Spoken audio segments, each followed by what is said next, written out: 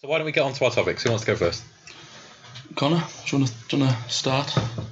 My topic is basically about how like games can be out for a while and then kind of like drop off, or not really drop off. Like even if the fan base is still there, and then like a DLC comes out or a major update comes out, and then it's still got the consistent fans.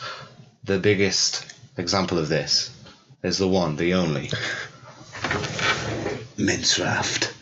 Or should I say Minecraft? Which me and Alex have been playing a lot of recently. It's crazy, like going back to Minecraft after such a long time away from it. It's weird. Like me and Alex have been we've been playing Bedrock Edition. Yeah. Basically, I have it on rebuilt Switch from the ground up so by I have Microsoft. So I have it on Switch because obviously Microsoft ported it to the Switch. Alex plays it on his PC, but there's that cross-platform thing. I have Minecraft on PC, iPad 2, because that's the last iPad I bought. Xbox 360 and PS4. Yeah, I've got it on a lot of platforms. Yeah. it's like Skyrim. It's like probably soon to be Switch. There'll be a Minecraft ball game. I think there probably is. One thing I do like about this Bedrock Edition that is now is like it's all one thing. Like I can play with Xbox players, I can play with PC players. Apart from PS4. Yeah, PS4 is still Sony are just a bit too. Sony are racist against other consoles. Yeah, they just don't. I think to be fair, I think it's more Microsoft this time. Like they don't want the PS4 players to be able to play with everyone. I don't know, because they've been fairly.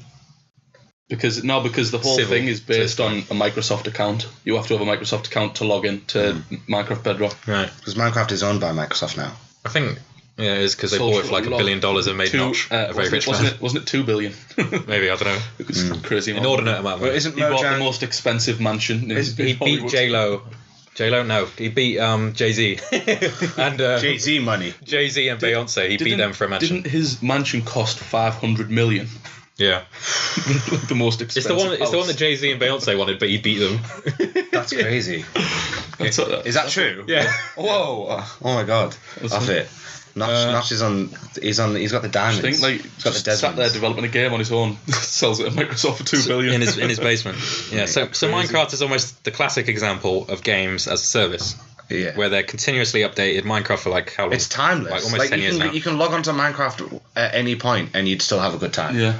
You know what I mean? What's happened? This isn't what happened, but a funny metaphor from what might have happened is everyone has seen Minecraft and said, let's do that. So now we have the Division and the Anthem.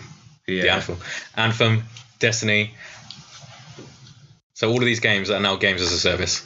Basically. Minecraft being a classic example. there are better examples of that. Like, kind of like games that have come out and then maybe didn't do too well at launch, and then the developers have been like, oh, hang on then, we'll come back to you. We'll go back into the studio and do something to it and then bring it back out. Classic example, the one and only No Man's Sky.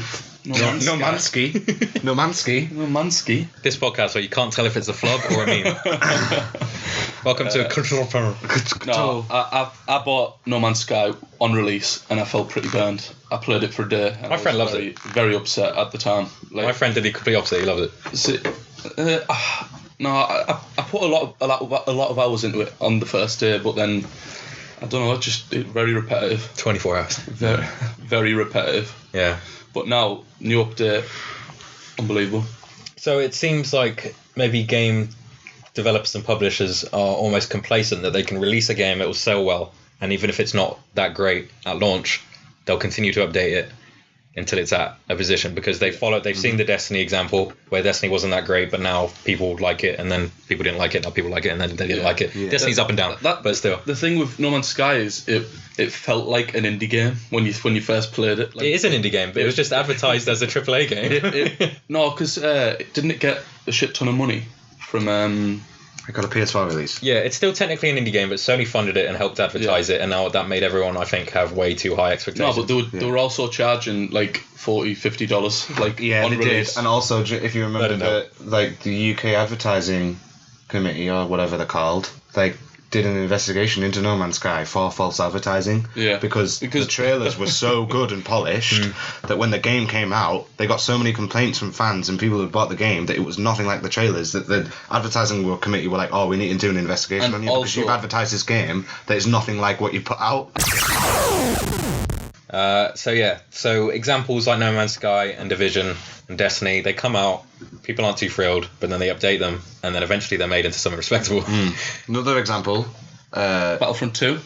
I'd say Battlefront 2. There's just they release these games, and then they update them until people are happy. Like dog shit. Yeah, it did run terribly, to be fair. The servers were so bad. Not even just like that, they just add more content, and you could argue that developers and publishers know that they can make their games better, so they can maybe release something that isn't.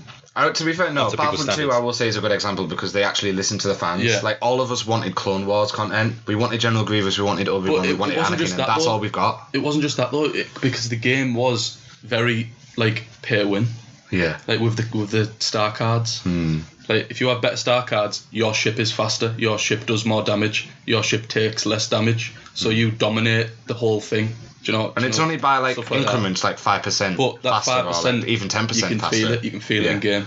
So the most recent example is obviously Anthem. People aren't happy, but give it a year, I bet people will be a lot happier with it. Yeah. And Fallout 76, people still aren't very happy with it. But nothing's been done with Fallout. I've not heard anything about Fallout 76. There's an update coming this week. they're doing 3 updates this whole year. I'll just get it up too. But the thing is, like, so developers and publishers may keep being complacent and just releasing games and updating them until people are happy, and we'll see if people kind of just keep buying them on release, or if people wise up, quote unquote, and just stop letting developers do this and stop buying these games.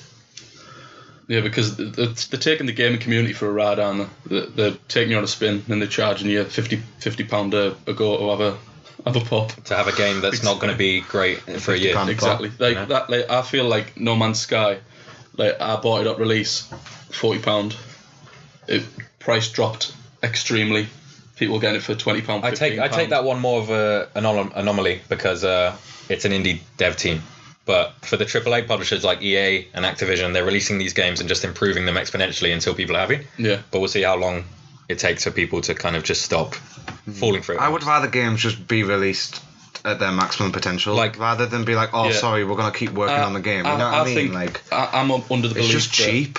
That games should be released when they are finished. Yeah. If the game isn't finished, push back the release date. It's better to delay something. Red Dead 2, perfect example. Red Dead 2, perfect example. Push back delayed twice. Delayed twice.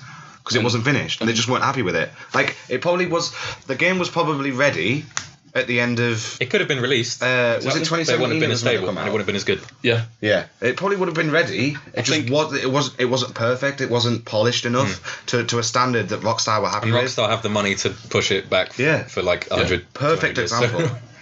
Red Dead 2. God look. Honestly, it's getting to the point where people are like... It's getting to the point where people are like, I'm not going to buy Anthem. I'll wait for a year. So when it's good. Yeah, but that shouldn't be the case. It shouldn't be. In the games industry. That shouldn't be culture now. Like, like with the EA Star Wars Fallen Order game, the comment shouldn't be, I'll wait until this game's released and I'll look at some gameplay. It shouldn't be like that. You should think, I'm hyped for this game, I can't wait for it to come out.